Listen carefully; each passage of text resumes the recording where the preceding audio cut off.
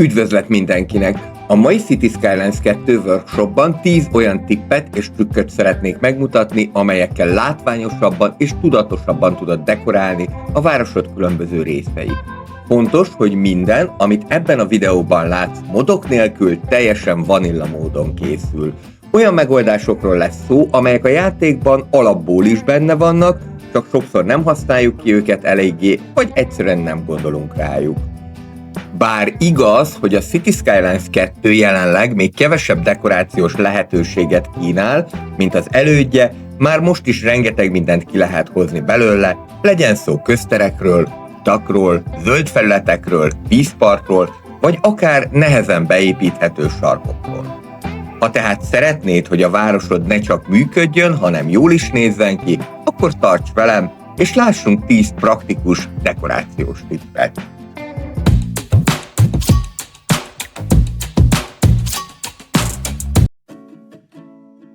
Az első tippem a különböző burkolatokkal és kövezetekkel összefoglaló nevükön az ajzatokkal kapcsolatos. Ezeket a dekálfülre kattintva érheted el. Az ajzatok háromféleképpen is használhatók. Az első lehetőség, hogy egy épület saját alapját terjeszted ki. Ehhez egyszerűen kattints rá az épület alapjára, majd bal egérgombbal húzd ki a kívánt méretre. Ha véletlenül túlhúznád, semmi gond, az ajzat egyik sarkára kattintva jobb egérgombbal vissza tudod állítani az eredeti állapotot. Fontos tudni, hogy az épület alapjára közvetlenül nem, viszont a kiterjesztett alapra már el tudsz helyezni különféle dekorációkat. Ennek segítségével sokkal változatosabbá és látványosabbá teheted bármilyen épület környezetét. A második lehetőség, hogy az ajzatot önállóan húzod meg, az épülettől kissé távolabb kattintva, így körbe kerítve a kívánt területet. Itt teljesen szabadon dolgozhatsz, bármilyen formájú és méretű burkolatot kialakíthatsz. Egy dologra azonban érdemes figyelni, a már felépült, zónázott épület alá ne húzz ajzatot, mert ebben az esetben az épület lerombolódik, majd csak első szintűként tud újra felépülni. A harmadik és sokszor alulértékelt előnye ezeknek az ajzatoknak, hogy nem csak vízszintes, hanem függőleges felületeken is használhatók. Ami ideálissá teszi őket hegyoldalak csinosítására, támfalak kiemelésére, vagy akár partmenti mólok, illetve rakpartok kiegészítésére is. A második tippem az utak esztétikus kialakításával kapcsolatos. Valószínűleg már tudod, hogy az egyes utak mentén fákat lehet telepíteni, amelyeket a Cities Skylines 1-hez hasonlóan szabadon módosíthatsz akár forma, akár méret szerint. Te próbáltál már támfalas utakat építeni? Ha kikapcsolod a magasság szerinti léptéket, akkor körülbelül 7,5 egység magasságig az adott út automatikusan támfalasan fog megépülni, e fölött viszont már hídként fogja kezelni a játék. Ez kifejezetten jól jön akkor, ha szépen szeretnék kialakítani egy emelkedőt, vagy ha nagyobb vizuális hangsúlyt adnál egy autópályának, vasútvonalnak, vagy akár villamospályának. Fontos tudni, hogy ha építés közben keresztez egy másik utat, akkor az adott szakasz hídként fog megépülni, viszont utána a nyomvonal visszatér a támfalas kialakításhoz. A támfalakat ráadásul nagyon jól lehet használni a hidak bevezető szakaszainál is, és mindez független attól, hogy rendelkezel-e a Bridges and Ports kiegészítővel. De ha megvan ez a DLC-d, akkor az ott található változatos hidakat felüljáróként is használhatod, beleértve a nyitható és az emelhető hidakat is, amelyek így sima felüljáróként fognak megépülni. Bár a Cities Skylines 2-ben modok nélkül jelenleg nem lehet valódi kerítéseket építeni, és a Region Packs-ekben található kerítéseket sem lehet folyamatosan sorban lerakni, van egy egyszerű, alternatív és kifejezetten esztétikus megoldás erre a problémára. Mégpedig a bokorból épített sövénykerítés. Ehhez nem kell más tenned, mint kiválasztani egy kisebb méretű bokrot, majd a szerkesztőben minimálisra állítani a léptéket. Így a bokrokat folyamatos vonalban tudod húzni, szinte úgy, mintha egy klasszikus kerítést építenél. Érdemes kísérletezni a különböző formájú és színű bokrokkal, hogy természetesebb, változatosabb hatást érj el. Sőt, ugyanez a technika kövekkel is működik. Igaz, hogy kövekkel nem lesz annyira sűrű és zárt ez a kerítés, viszont rusztikusabb, parkosabb környezetben kifejezetten jól tud kinézni. A következő tipp a kisebb, nehezen beépíthető zöld felületek kihasználásáról szól.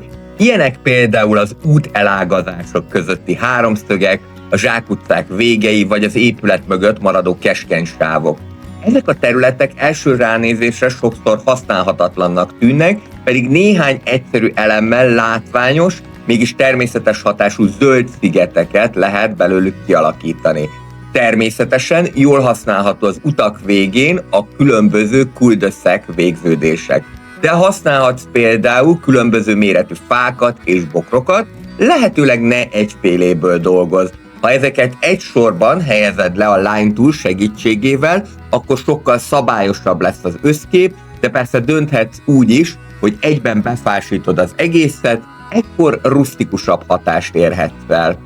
Ha burkolattal is kombinálod ezeket a zöld felületeket, például egy keskeny járdasávval vagy kőszegéllyel, akkor a terület nem csak szebb lesz, hanem tudatosan megtervezettnek is fog hatni. Mindenre egy-egy pad vagy kisebb dekorációs elem pedig azonnal kész területérzetet ad. Érdemes lehet továbbá kanyargós gyalogutakat is használni, amellyel így természetesebbnek fog hatni az egész terület.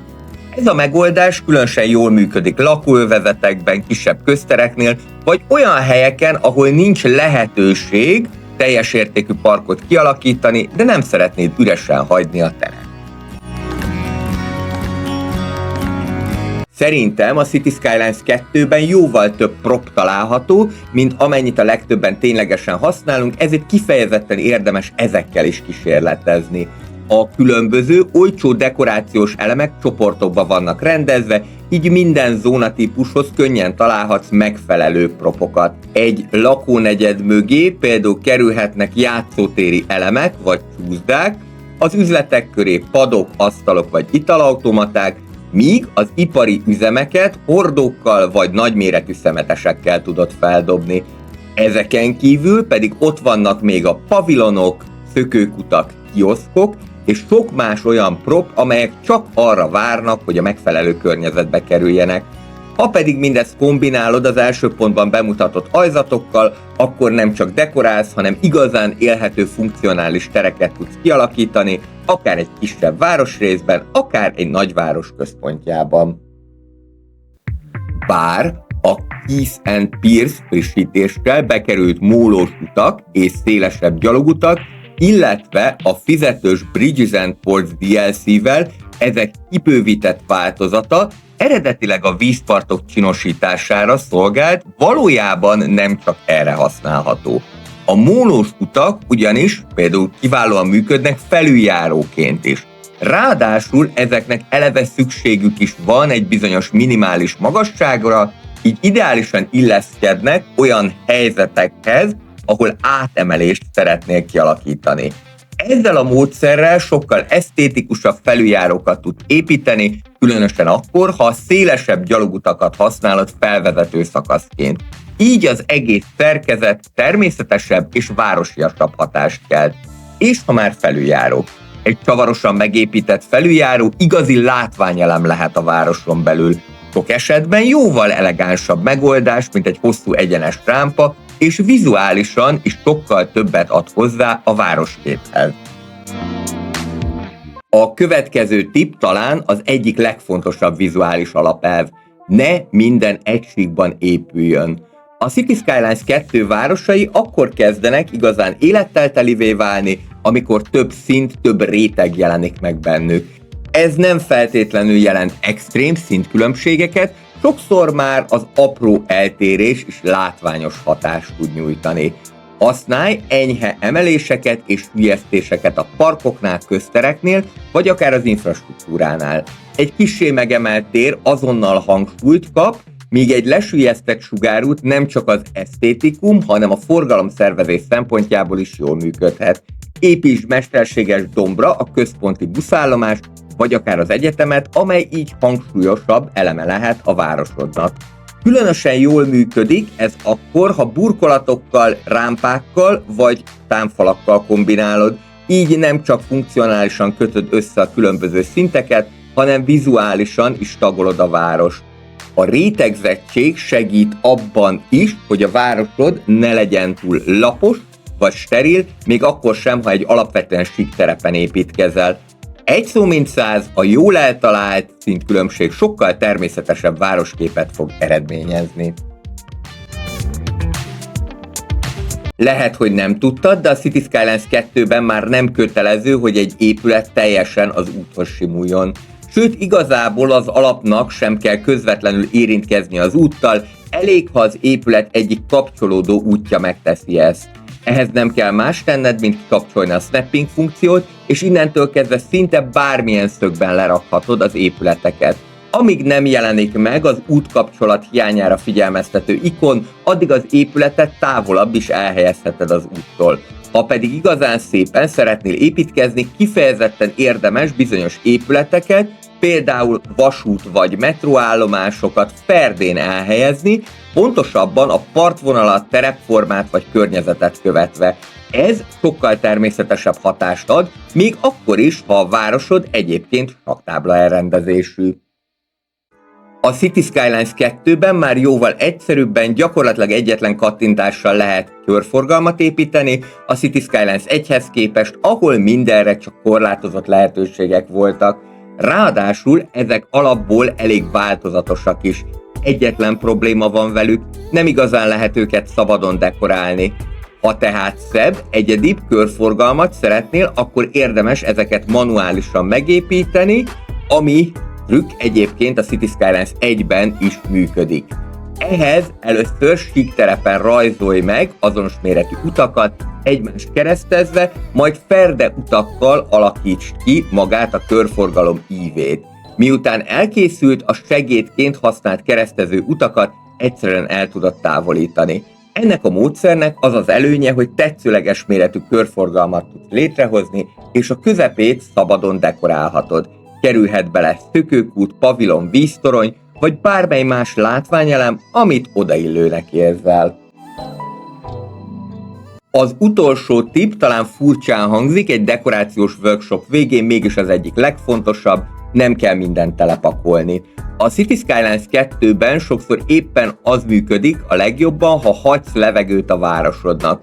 Egy nagyobb tér, egy széles járdasáv vagy egy nyitott zöld felület önmagában is tud hatásos lenni, különösen akkor, ha tudatosan van körülvéve épületekkel és útvonalakkal. Az üresen hagyott területek itt segítenek kiemelni az ikonikus épületeket, vizuális ritmust adnak a városnak, továbbá a segítségükkel el lehet kerülni a zsúfolt kaotikus összhatás. Gondolj ezekre a terekre úgy, mint városi pihenőpontokra. Nem kell, hogy minden négyzetméter hasznosítva legyen, néha az a legjobb döntés, ha nem csinálsz ott semmit. Ha ezt a szemléletet kombinálod az előző 9 tippel, ajzatokkal, propokkal, zöld felületekkel, szintekkel és ferde elhelyezéssel, akkor a városod nem csak szebb lesz, hanem sokkal természetesebb és élhetőbb is. Ezek voltak tehát azok a dekorációs tippek és trükkök, amelyeket modok nélkül pusztán a játék alapeszközeivel is bátran használhatsz a Cities Skylines 2-ben. A legfontosabb talán nem is egy konkrét megoldás, hanem az, hogy merj kísérletezni. Nézz rá más szemmel a burkolatokra, a propokra, az utakra, vagy akár az üresen hagyott terekre, mert sokszor pont ezek adják meg egy város karakterét. Nem kell mindent telepakolni, nem kell mindent tökéletesen rácsra építeni. Egy kis eltérés, egy ferdeépület, egy tudatosan kialakított zöld felület már önmagában is sokat dobhat az összképen. Ha hasznosnak találtad ezt a workshopot, és szeretnél még hasonló gyakorlatias Cities Skylines 2 tartalmakat, akkor iratkozz fel a csatornára. Köszönöm, hogy velem tartottál, találkozunk a következő videóban, és építsünk tovább együtt szép, élhető városokat.